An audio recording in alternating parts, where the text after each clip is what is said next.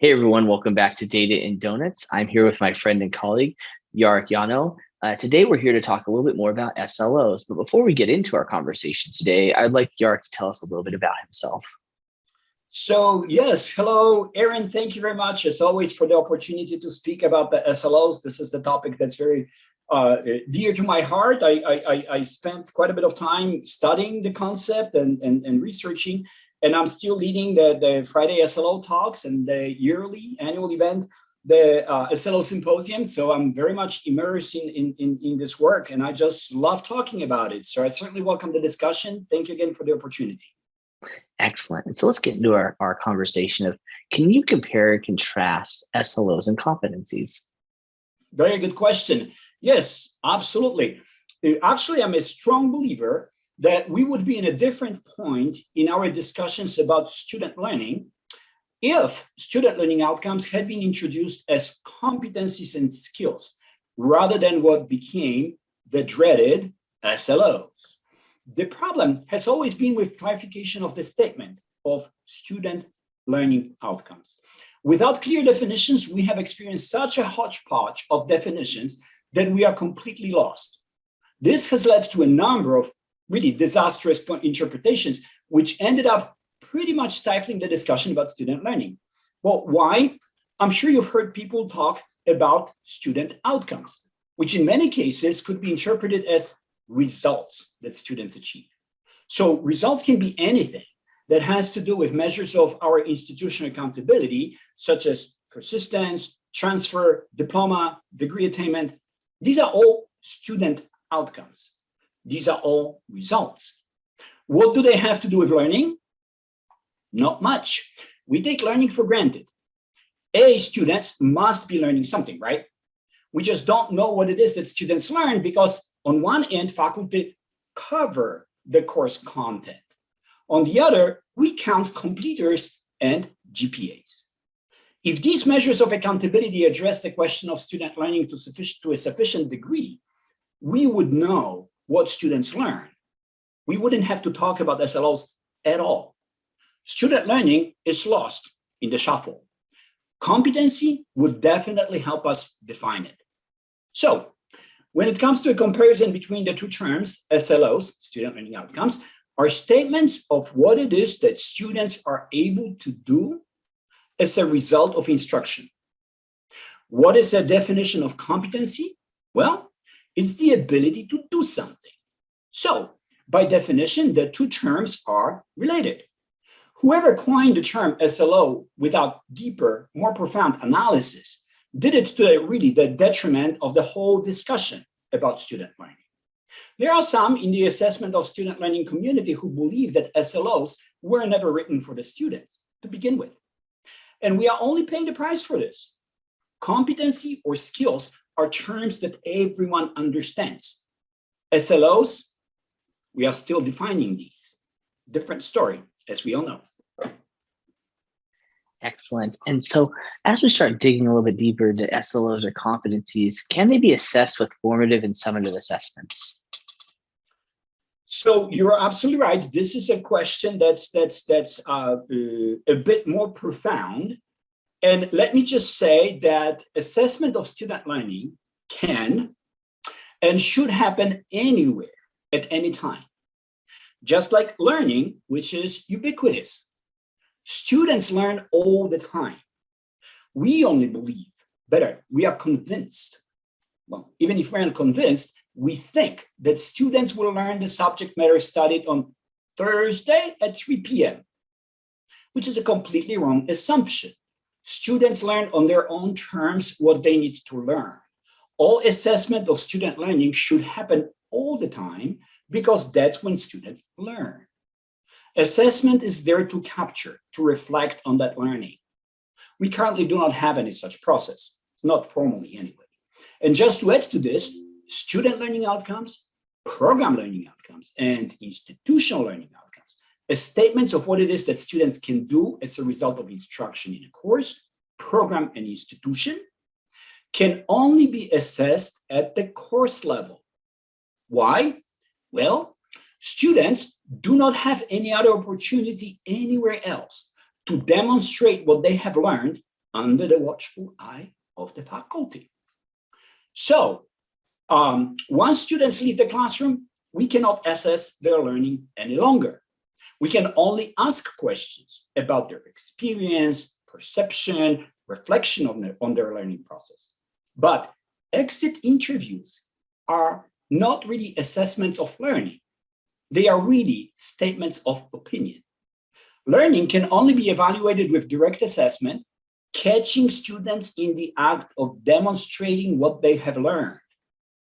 So perhaps course objectives, the smaller skills that lead to attainment of something bigger, can be assessed formatively, but that should not be taking place on a set schedule. We all learn different things at different rates and different times. We all know that, but the current system of fixed time in the classroom does not allow for such flexibility. So if the goal is to complete a course successfully, then students learn how to please the teacher. As one of my colleagues recently observed, we create teachers' pets. We do have the capacity to change that. Faculty and their leaders, we all should sit around and collectively think for a moment, well, actually maybe much longer than just a moment, about what and how we have learned in our careers. To start with, we all used to be students. I am sure we have a thing to say or two to say about student learning. Course designed around assessment of student learning rather than concepts that need to be taught would look quite differently. Imagine students and their learning at the center. Observing and documenting competency attainment would lead to a lot of changes. Just imagine the impact on students. What if we ask students to achieve mastery rather than to pass a course? Equity implications are enormous. AB 705 comes to mind as well. No, those are some excellent points. And as we start discussing more about the learning process, what are some proper venues? Because you bring up some really key components of, we can't have learning occur just in a box and a set point in time. It's like you said, it's a continual process. And we all, like you've almost demonstrated forward, is because of almost the diversity of how individuals consume information and by the way, the time, and the methodology that they do that on in meeting them where they are. What are some proper venues you may say for faculty and others to really discuss this process? Right, absolutely. That's an excellent follow-up question. Well, just like the ubiquity of learning should make us figure out how to assess learning anywhere and anytime it occurs, we should not really spend much time wondering about proper venues to discuss student learning. This makes me think about the concept of guided pathways again. Just imagine what guided pathways would look like if we started with pillar number 4, ensuring learning. First, we would have to discuss what learning means, how it happens. Regardless of the form, regardless of the time, regardless of the place, we would have to create this system, this structure. How to enhance the learning process. Then, only then, we would discuss student support services that truly support learning. Instead, well, you know what we have instead. Data that is not meant to reflect on student learning, yet everyone thinks that it does. Student services which are not designed to support student learning, yet everyone thinks that they do. And AB 705 is probably one of the best examples of how not to address student learning. So just imagine if we had institutional effectiveness, equity, guided pathways, professional development, distance education systems developed as a result of answer to the initial question. What do our students learn as a result of what we do for them? Our system would be quite different. Who knows? Maybe in the process of ensuring student learning, students would want to go to school to learn, not just get a diploma. So teaching and learning committees, professional learning communities, faculty inquiry groups would be supported everywhere at the college, regional, and state, if not national levels. Imagine where such discussions would take us. We could define what learning means, how to measure it. Most importantly, we would know how students react to it, how they feel empowered by it. Proper venues to discuss this, sky's the limit. We just need to realize the potential, focus on it. I think you bring up some excellent points, especially tying to the pathways and really saying when we assure learning to do and learning to demonstrate. I think that's a key component is, as we have graduates moving forward, we want them to be able and confident to demonstrate these skills, competencies, and the like in life and in work. And so as we start thinking about that, what is next for SLOs? Well, you're leading me to it. We started the conversation with comparison of SLOs to competency or competency-based education. And I think that is where the discussion is heading. CBE has the potential to address student learning because of its focus on what students attain in instructional processes, not what faculty cover. The benefits to students are obvious. Just imagine, if students leaving our institutions know what they can do, not what courses they completed, but what they can actually do with the skill and competency they attained. Students' learning assessment data will also tell us stories we still have not heard. Just imagine if we disaggregate student assessment data to find out who are the students who communicate well. What about the problem solvers? Who are the critical thinkers? Those are all institutional level competencies, right? All institutions, all colleges, universities, higher ed, everyone is interested in finding answers to these questions. At the program level, imagine discussing who are the students who are ready to teach math to others, or who are ready to ponder math theory and move to a doctoral work. What about those who would like to combine their math skills with community needs? These will require true academic collaboration, not just getting rid of the silos. At the course level, faculty would love to know what skills and competencies their students bring to the classroom so that the instruction could be individualized and customized to a much deeper, much more meaningful degree. Why make students sit through endless lectures? We can only keep our fingers crossed that the content of a lecture is what students need. And we only think that it's true because students are in the given class already. So we really don't have a good system to know what students need to move on because we pay attention to course completion, where learning is assumed, not documented. And think about AB 705 again implications. Students are in trouble because they can't complete courses.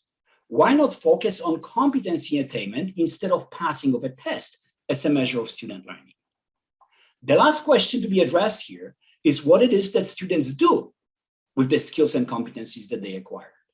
This will take us beyond the discussion about what faculty teach and what faculty learn to the realm of beyond of what it is that students can actually do. Because now the skills and competencies that students have acquired matter in their lives. Students with math skills can run a business to help with taxes. Psychology majors bring back stories from their communities where they counsel family members, friends, and community groups. These activities require communication skills, leadership, small group dynamics, management, to name a few. These are specific skills. No, not a high score on a standardized test, skill and competency. Our institutions have the capacity to make this happen because we could produce the data of student learning that would show us what students can do with the knowledge they attain. College promise should not limit our thinking to terms of diploma attainment, but how well we empower students what to do next. Excellent. No, there's so much you and I could probably talk to you about hours about this. And I plan on talking to you about this after our interview as we have some more follow-up on this. But I want to get to my bonus question. Last year it was, what was your favorite donut? And I'd like to progress that to say, do you prefer coffee or tea? And of those, which is your favorite? So black tea. Black tea is fine. I do put milk in it though. I do drink black tea with milk. No sugar, just milk. I do the same exact thing, English tea. Fantastic. That's it. Excellent. Well, thank you so much today for sharing your insight. I look forward to collaborating with you more, and have a great day. Thank you, Of everyone, course. for watching. Sounds good, Aaron. Thank you again.